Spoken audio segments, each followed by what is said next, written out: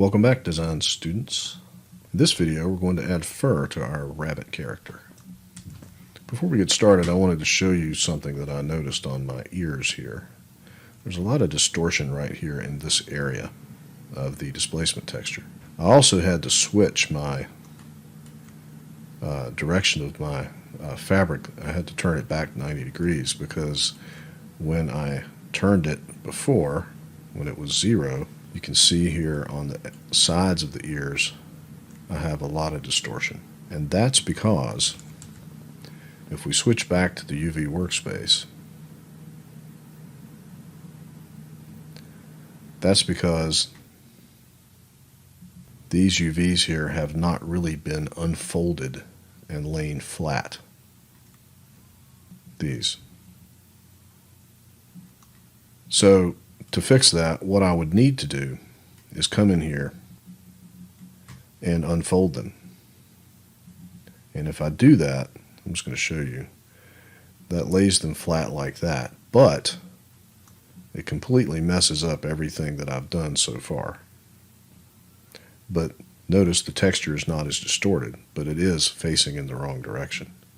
Let's see what happens if I rotate it. You can see that I no longer have that distortion.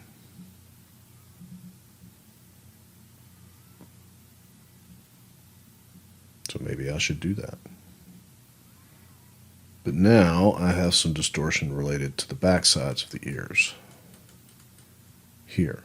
So I should probably unfold them as well. And then I can rotate them a little bit so that they match up better. And you can see that looks a lot better. It also looks a lot better on the inside here, on the inside edge.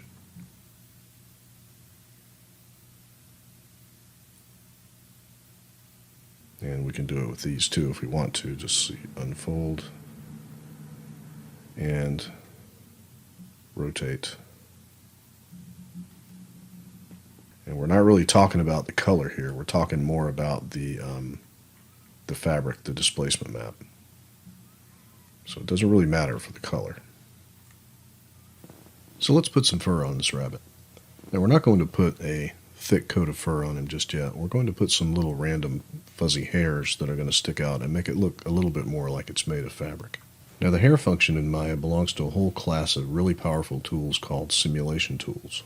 And the simulation tools use physics to simulate real-world things like particles, smoke, fire, explosions, colliding objects, and also hair. And simulation objects are affected strongly by scale. So the first thing you're going to want to do is select your rabbit mesh along with the stitching and the button and the mouth and everything. You can just drag a selection box around the whole thing. And then you're going to want to go to Edit, Group. And I've already grouped mine. Once you get it grouped, you're going to want to scale it up quite a bit. I think mine was like this, but we're going to want to make it rather large. And by making it larger than it was, the simulation will work better. So the hair and fur simulation plugin for Maya is called XGen, and it has its own workspace. So come up here to the workspace, pull down, and switch to XGen. So let's go ahead and turn off the Arnold Renderer while we're working on this. And then you're going to want to ungroup your rabbit mesh. So go to Edit, Ungroup, and just select the body. We don't want a bunch of hair sticking out of his eyeballs. And then we're going to come over here to the XGen tab and create a new description. I'm going to call this something like body hairs. We can leave all of these at their default and click Create.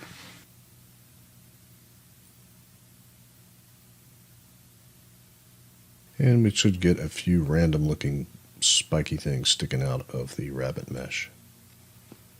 The first thing I want to do is increase the density, and you may not need to, but I'm going to increase the density so it looks something like that, because I want to see these things.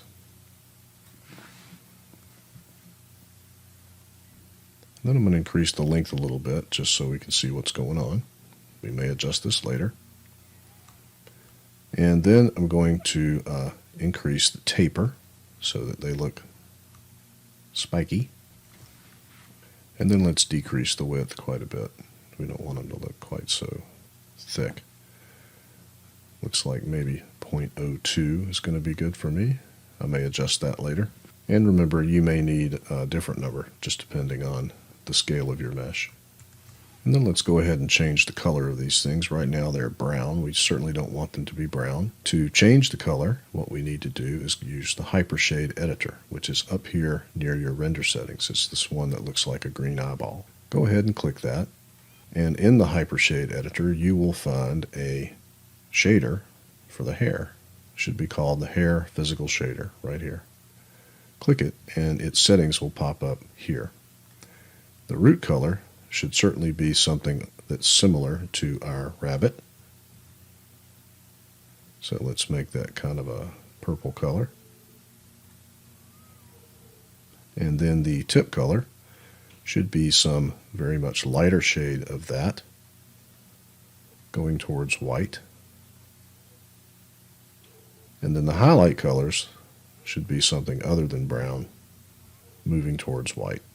And just scroll down here and make sure there's no more brown in here.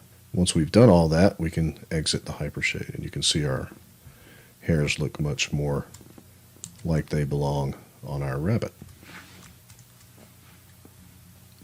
So let's go ahead and adjust the length back down now that we've got a good preview. Let's maybe try 0.5. And we can adjust this later.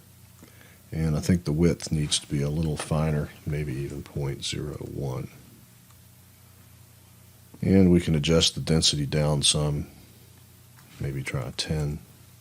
And let's click play to get a preview in Arnold and see what this looks like. It looks pretty good, but they're straight, and we really don't want them to be straight. We want them to be sort of curly, so we're going to add some noise. So go ahead and stop the Arnold preview, and then come over to your XGen tab here and find Modifiers. Click the Modifiers tab, and then click this last button right here, which will bring up the list of modifiers, and we want Noise. And click OK. So as you can see, we now have some noise on these hairs, but we need the noise to be on the whole thing. So drag this up so you can see that the noise is now covering each hair on its entire length. And then you can also increase the frequency of the noise if you want it to be a little more curly. And we could play around with the magnitude as well, depending. I think this depends on how long the hairs are. So I think I might leave that. Leave that to 1. I lost my smoothing. So I think that looks pretty good. And let's go back to the Primitives tab. And I think I might increase the density a little bit more so I can get more of these. And let's do a quick Arnold Render and see what that looks like. I think that's probably a little much, but you get the idea. So I think maybe I would put that back down to something less than that, because what we're after is just some random sort of lint hairs sticking out. And then we could also knock the length down maybe a little bit. And these hairs will be much more visible when we adjust the lighting. So that's how you add random hairs to your rabbit, and I'll see you in the next video.